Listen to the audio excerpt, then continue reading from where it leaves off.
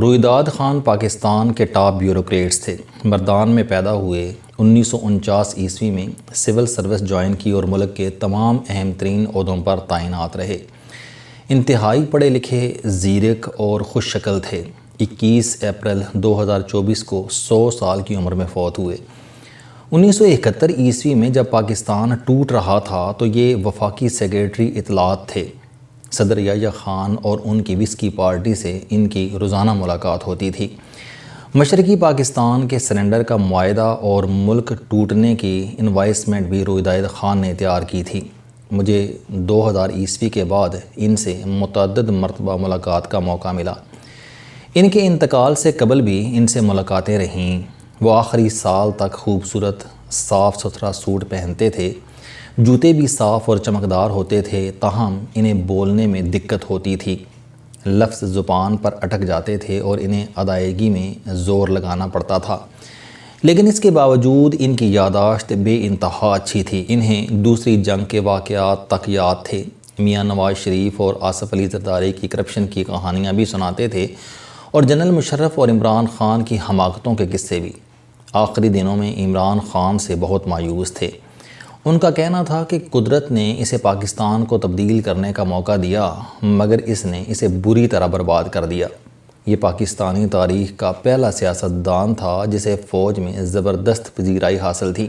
یہ اسے استعمال کر کے ملک کی سمت درست کر سکتا تھا، مگر اس نے چن چن کر بے وقوف اپنے گرد جمع کر لیے اور ان سب نے مل کر اس ملک کا بیڑا غرق کر دیا۔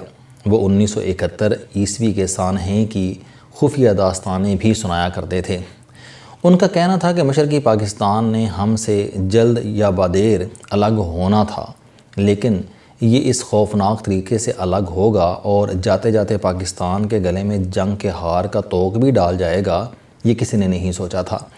چنانچہ جب مشرقی پاکستان کی علیحدگی کی خبر آئی تو ملک میں ایک بھی ایسا شخص نہیں تھا جس کی آنکھوں میں آنسو اور حلق میں بین نہ ہو۔ لوگ گلیوں میں لیٹ لیٹ کر رو رہے تھے۔ وہ صدمہ آج تک ہماری نسل کے سینے کا داغ ہے۔ میں نے ان سے پوچھا، سر 1970 عیسوی میں ملک میں آپ جیسے سینکڑوں سمجھدار، تجربہ کار اور ذہین لوگ تھے، فوج میں بھی عقل مند اور بہادر لوگ تھے۔ میں نے ان سے پوچھا، سر 1970 عیسوی میں ملک میں آپ جیسے سینکڑوں سمجھدار، تجربہ کار اور ذہین لوگ تھے، فوج میں بھی عقل مند اور بہادر لوگ تھے۔ جنرل یحییٰ خان بھی شراب نوشی اور عیاشی کے باوجود بریلینٹ جرنیل تھے اور ان پر مالی کرپشن کا کوئی الزام نہیں تھا۔ ان کے جونیئر آفیسرز بھی 5 وقت کے نمازی اور شوق شہادت سے لبریز جنرلز موجود تھے، مگر اس کے باوجود 1971 کا سانحہ آپ لوگوں کے سامنے وقوع پذیر ہو رہا تھا اور آپ لوگ خاموشی سے تماشا دیکھتے رہے۔ آپ میں سے کسی کو توفیق نہیں ہوئی کہ وہ درمیان میں آئے اور جنرل یحییٰ خان، شیخ مجیب الرحمن اور ذوالفقار علی بھٹو کو ایک میز پر بٹھا دے اور ان تینوں کے درمیان موجود دیواریں گرا دے۔ جنرل یحییٰ خان نے جب مشرقی پاکستان میں آپریشن کا فیصلہ کیا تو کیا فوج میں اس وقت ایک بھی ایسا جنرل موجود نہیں تھا جو آرمی چیف کو اس کے بھیانک نتائج کے بارے میں بتا سکے؟ یہ جب ذوالفقار علی بھٹو نے مینار پاکستان پر کھڑے ہو کر اعلان کیا تھا کہ میرا جو MNA ڈھاکہ جائے گا میں اس کی ٹانگیں توڑ دوں گا۔ اس دور میں قومی اسمبلی ڈھاکہ میں ہوتی تھی اور وفاقی حکومت اسلام آباد میں، اور کیا پورے ملک میں کوئی ایک بھی ایسا سمجھدار سیاستدان، بزنس مین اور بیوروکریٹ نہیں تھا جو شیخ مجیب الرحمن کو سمجھا سکتا؟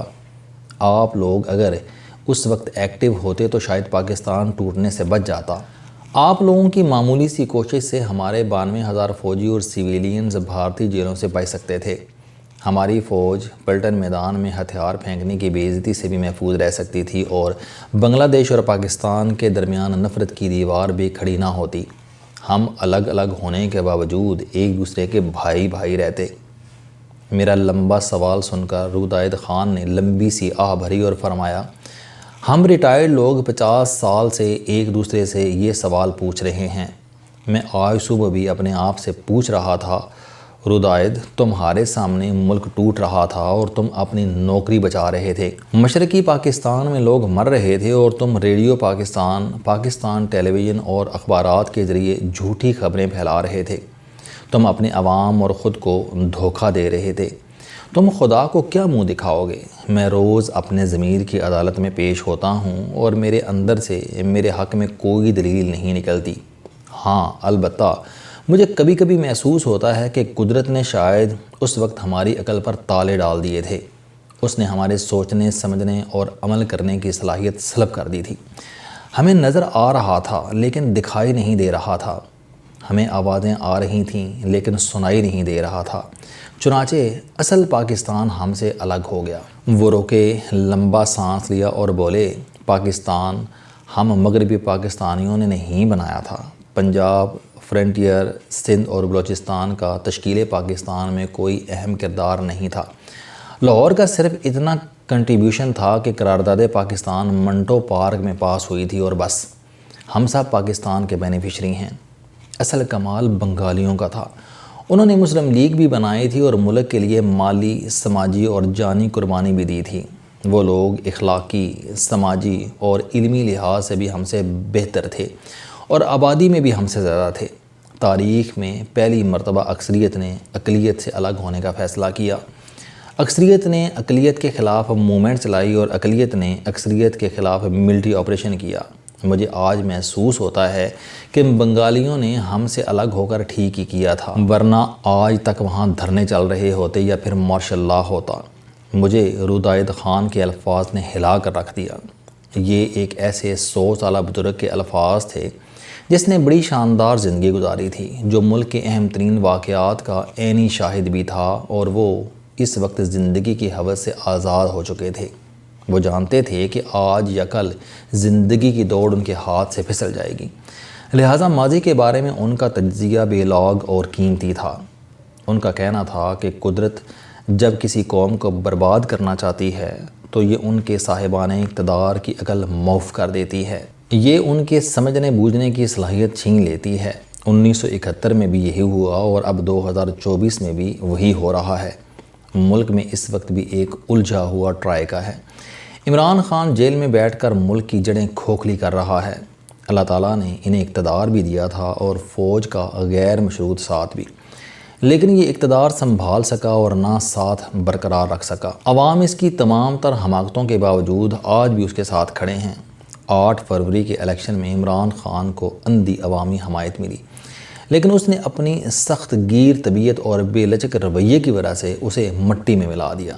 چنانچہ یہ 2024 کا شیخ مجیب الرحمان بن چکا ہے، جبکہ پاکستان مسلم لیگ اور پاکستان پیپلز پارٹی 1971 کی ذوالفقار علی بھٹو ہے۔ یہ جانتے ہیں کہ عوام نے انہیں الیکشن میں مسترد کر دیا ہے اور اقتدار ان کا حق نہیں، لیکن یہ اس کے باوجود کرسی کے ساتھ چمٹے ہوئے ہیں اور یہ اس چپکاؤ کی ہر قیمت ادا کرنے کے لیے تیار ہیں۔ یہ اخلاقی میدان بہت پہلے کھو چکے ہیں، یہ اب سچ دیکھنے اور محسوس کرنے کی نعمت سے بھی فارغ ہو چکے ہیں۔